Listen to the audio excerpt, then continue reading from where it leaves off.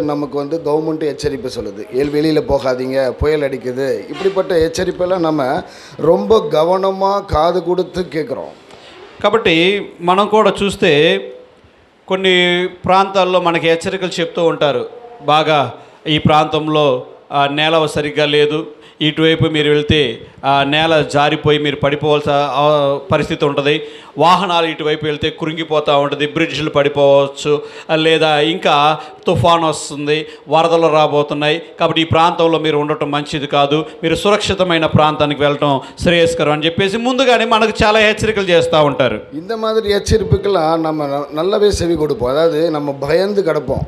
ఇలాంటి హెచ్చరికలకి మనం అన్ని విధాలుగా శ్రద్ధ కలిగి ఉంటాం. ఏం చెప్తారు ఏంటి అని వీటి మీద మాత్రం బాగా శ్రద్ధ చూపిస్తూ ఉంటాం. ఏం చెప్తారో, ఎలా జాగ్రత్త తీసుకోవాలో మనకేమైనా చెప్తారో అని ఎదురు చూస్తూ ఉంటాం.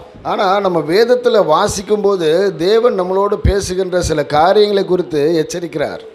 కానీ పరిశుద్ధ గ్రంథంలో దేవుడు మనల గురించి కొన్ని జాగ్రత్తలు అయితే చెప్తూ ఉన్నాడు. ఆ జాగ్రత్తల పట్ల మన శ్రద్ధ ఉందా లేదని గమనించుకోవాలి. ஆனால் அந்த ఎచ్చరిపుకి நம்ம செவி கொடுக்குறோமா?